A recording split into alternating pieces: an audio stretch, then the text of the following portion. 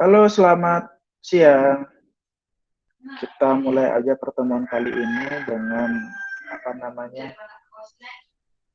Saya juga nggak bikin PowerPoint hari ini. Kita ngomongin soal di pertemuan 10 ini kita akan ngomongin soal metode elektrik. Oke. Mudah-mudahan suara saya bisa terdengar dengan baik. Oke. Kita sudah mempelajari di pertemuan sebelumnya, di pertemuan keempat, 5, 6, 7, 9 mengenai metode-metode yang bisa digunakan dalam perhitungan DSS. Oke. Nah, kemudian dari metode-metode itu, metode uh, WP di pertemuan 4, SOL, AHP, dan TOPSIS itu saya bisa kuasai. Sedangkan untuk ANP dan elektrik yang sekarang kita akan pelajari ini sebenarnya cukup rumit. Elektrik ini cukup rumit. Soalnya elektrik ini adalah metode yang benar-benar fundamental. Kita kenalan dulu dengan metode elektrik. Elektrik ini nggak ada hubungannya sama listrik-listrikan, tidak ada. Karena metode elektrik ini adalah berawal dari singkatan yang berbahasa Prancis. Dan saya tidak tahu cara ngomongnya dengan benar ya, secara bahasa Prancisnya. Elimination at choice, susah. Jadi saya pakai bahasa Inggrisnya aja. Elimination at choice translating reality. Itu namanya. Gitu. Berawal dari Prancis tahun 60-an, 65. Ya. Ini ditemukan sama Bernard Roy di tahun 65. Sudah kemudian muncul berbagai evolusi dari elektrik yang sekarang ini yang kita pelajari adalah elektrik tipe 1. Yang ada itu ada elektrik tipe 2, 3, 4, elektrik IS dan elektrik TRI gitu. Jadi banyak biasanya digunakan di bidang bisnis, pengembangan, desain, pembangkit tenaga air kecil gitu ya, gitu. Kemudian metode elektrik ini langkah-langkahnya mirip dengan TOPSIS, jadi agak mirip dengan TOPSIS. Jadi dia ada sebuah perbedaan antara perhitungan kayak kalau misalkan di TOPSIS itu ada yang namanya jarak dari solusi positif, jarak dari solusi negatif. Kalau di elektrik itu ada apa namanya metrik concordant dan skor concordance. Secara singkat aja ya, saya juga nggak memberikan contoh studi kasus sekarang. Gitu. Kita akan coba untuk moving ke UAS. UAS. Oke. Okay. Kita ke elektrik dulu. Elektrik dulu. Kita yang pertama itu biasa membentuk perbandingan pasangan step alternatif pada kriteria dan dinormalisasikan. Oke. Okay. Yang kedua memberikan bobot pada kriteria mengekspresikan kepentingan relatifnya. Jadi sama kayak TOPSIS di awal. Nah, tahap ketiga ada himpunan konkordan dan discordance. Kemudian menentukan matriks konkordan dan discordance, susah banget namanya. Concordance dan discordance untuk tahap keempat. Kemudian tahap kelima itu ada matriks dominan konkordan dan discordance. Keenam menentukan matriks dominan agregat. Gitu. Kemudian mengeliminasi alternatif. Jadi dihilangin alternatifnya. Jadi kalau di beberapa metode yang sudah kita kenal itu kalau misalkan dia itu ada alternatif itu di ranking. Tapi kalau di apa namanya di metode elektrik itu dieliminasi. Itu bedanya. Oke. Jadi kalau di sini dieliminasi, jadi misalkan ada 10 kriteria, ada 10 alternatif gitu, misalkan nanti yang terbaik itu cuma ada 3 ya, setujunya akan dihilangkan, tidak digunakan atau tidak ditampilkan lagi. Kayak gitu. Oke. Saya mau coba sebentar ini. Saya mau coba untuk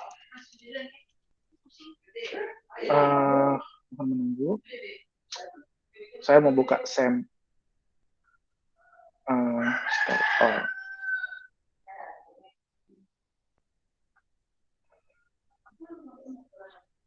SEM ini gimana caranya localhost ya? Localhost. Oke.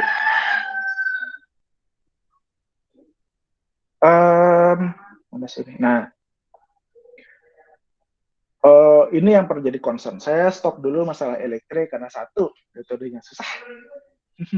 Metode itu cukup rumit, tapi itu adalah salah satu metode fundamental ya untuk perkembangan kita nanti untuk mengikuti perkembangan dalam decision support system ke depan. Itu penting, tapi itu cukup sulit dan rumit untuk dihitung. Jadi saya skip. Pengertiannya bisa kalian lihat nanti pada modul yang sudah saya sampaikan pada classroom. Oke. Kita akan bergerak sedikit menuju UAS. Bagi teman-teman yang nggak bisa hadir sekarang, itu kalian bisa lihat di perekaman nanti yang saya kasih dan juga tugas UAS-nya nanti. Oke. Pada UAS nanti kita akan melakukan demo project. Oke, demo project, dan di sini nanti kalian itu bisa membuat, harapan saya bisa membuat sebuah implementasi perhitungan DSS yang sebelumnya kalian implementasikan di mana namanya, perhitungannya di Excel, bisa kalian pindahkan ke web gitu. Coba saya share screen. Saya share screen dulu. Nah,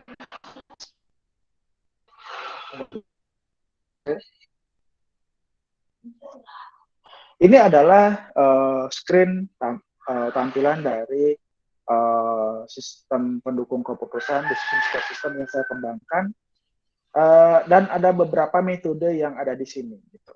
Jadi harapan saya kalian minimalnya bisa membuat hal yang mirip seperti ini. Nah, di sini ada pembuatan AHP, itu profile matching, Picor. Ini nggak saya ajarin. Jadi AHP tampilannya kayak gini. Perhitungan manual AHP-nya kayak gini. Jadi di sini saya gunakan adalah sistem studi kasusnya adalah sistem pendukung keputusan untuk pemilihan maskapai favorit di Indonesia gitu. Jadi kalau misalkan kita lihat pengaturannya dulu deh. Nah, di sini ada kriteria pertama yaitu legroom and seat comfort. Jadi kelegaan kaki gitu kan. Kadang-kadang kalau di pesawat itu kan kakinya mentok-mentok gitu. Jadi nggak nyaman. Jadi itu jadi suatu ukuran. Kemudian ada invite entertainment. Ini karakternya hilang karena batasan gini ya pada database. Invite entertainment. Misalkan apakah di sana tuh ada lagu, ada video, atau ada wifi kayak gitu. Onboard service, gimana caranya kalian diperlakukan ketika kalian pengen naik ke pesawat, ada customer service-nya, udah biasa. Harga, kebersihan, check-in dan boarding, gimana caranya kalian check-in ke pesawat seperti itu, dan kualitas makanan dan minuman yang disajikan di mana namanya di pesawat gitu kan. Jadi saya pakai 8 kriteria ya gitu. Nah, kalau misalkan ini saya tampilkan sedikit masalah AHP, jadi saya pakai ini. Berbanyak kriterianya tuh. Kayak gitu kan. Nah, jadi nanti misalkan ketika kalian sudah pilih-pilih itu lebih condong yang mana, misalkan kayak gini nih. Cleanliness, jadi kebersihan dibandingkan dengan food and beverage gitu. Jadi narasumber itu lebih condong enaknya makanan itu lebih penting daripada kebersihannya kayak gitu. Jadi nanti dia akan pilih ke situ. Oke. Kemudian perhitungan AHP-nya nanti akan kayak gini. Ya, bisa dilihat pada perhitungan AHP manual yang saya gunakan itu, dia di matriks AHP itu adalah gimana AHP itu dihitung dalam sebuah bentuk matriks. Kemudian nanti ada normalisasi matriksnya, kemudian ada hitung eigenvektornya, dan kemudian ada cek pembobotan. Oke. Dari yang 8 kriteria yang sudah dibobotkan menggunakan AHP itu saya bentuknya kayak gini. Jadi ada perbandingan antar kriterianya yang sudah dalam bentuk desimal. Itu, dan ini adalah jumlah dari masing-masing kolomnya. Oke, minimal ada seperti itu. Selanjutnya ada normalisasi matriks AHP, di mana nanti kita akan membagi dari nilai elemen. Jadi hasilnya seperti ini. Setelah itu kita lanjutkan pada perhitungan eigenvektornya. Gitu. Jadi eigenvektornya itu kan kayak dia itu dibagi, jumlah dibagi kayak gini. Yang perhitungan matriks itu loh.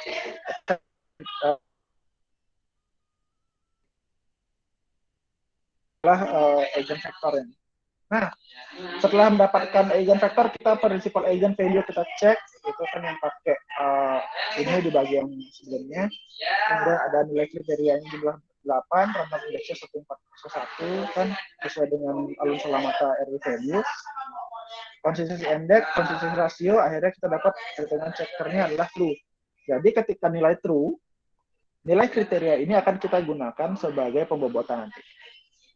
Oke, itu sedikit AHP, tapi saya tidak sarankan kalian bikin metode AHP. Enggak ya.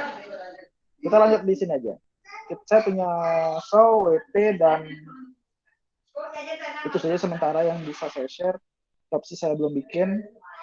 Topsis. Saya punya beberapa metode yang tambahan yang bisa kalian juga gunakan, yaitu ada waspas, murah, profile matching, core, itu bisa kalian juga gunakan juga nanti. Saya akan tunjukkan dua dari apa yang sudah saya buat, yaitu show dan WP. Nah, show-nya kayak gini. Show itu ada data alternatif. Jadi kalau misalkan ini adalah pemilihan maskapai terbaik, maskapai paling favorit di Indonesia, itu saya gunakan data alternatifnya apa, kemudian saya normalisasi alternatifnya seperti apa, perhitungannya seperti apa, lab referensinya. Kebetulan saya masih menggunakan AHP di sini, jadi nanti nilai pembuatannya pakai AHP. Nanti kalau kalian nanti di aplikasi tidak perlu isi itu ya, bisa kalian menggunakan pembuatan yang manual aja. Oke, data alternatif kayak gini nih, gitu. Misalkan FL01 saya langsung ambil gini ya, apa namanya itu ID-nya aja, nanti kayaknya di sini ada alternatifnya, nanti saya ceritakan. FL01 nilainya 80, 35, 35 dan seterusnya. 02, 03 sampai 06. Saya mengambil 6 nilai alternatif. Oke. Nanti saya cari max min-nya, kan kita perlu cost benefit ya, kayak gitu. Nah, setelah itu kita hitung ini nilai normalisasi show-nya nanti ya, misalkan dia itu tipenya benefit, ini dibagi seperti itu, 80 dibagi 80 hasilnya 1 dan seterusnya kan. Sesuai dengan waktu kita di pertemuan 5. Oke.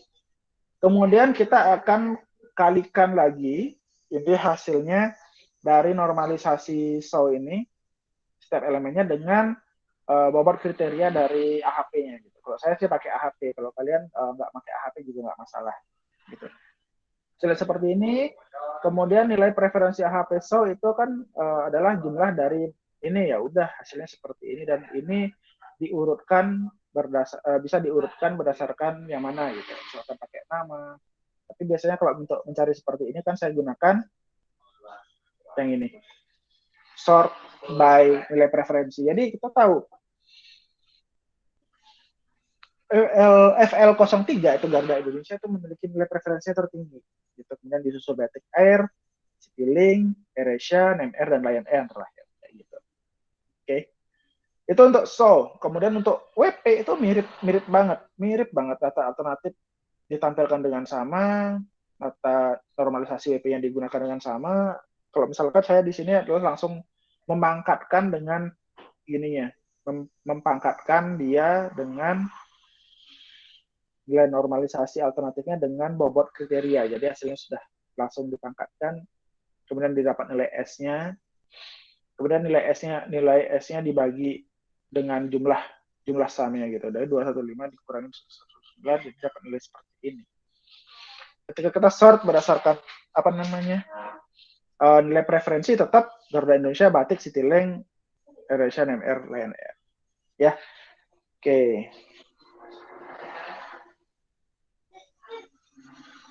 Oke, seperti itu. Ya, jadi harapan saya ketika kalian nanti UAS, harapan saya kalian bisa membuat program yang minimal seperti itu. Misalkan ada data alternatifnya, kemudian ada normalisasinya, perhitungan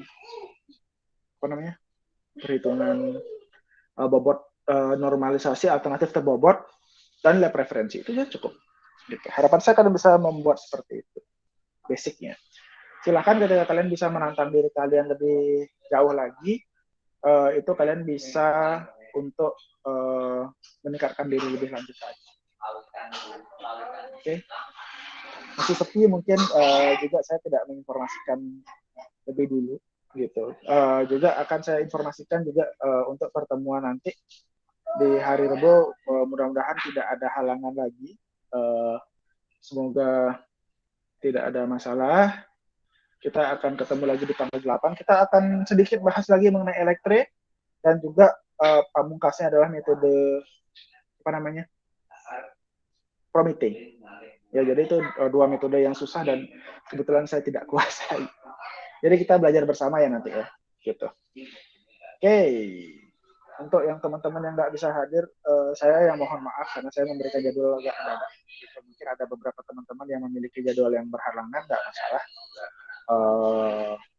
Kita akan ulangi lagi nanti di hari Oke. Oke, itu saja untuk hari ini. Singkat saja, supaya kalian nggak stres juga.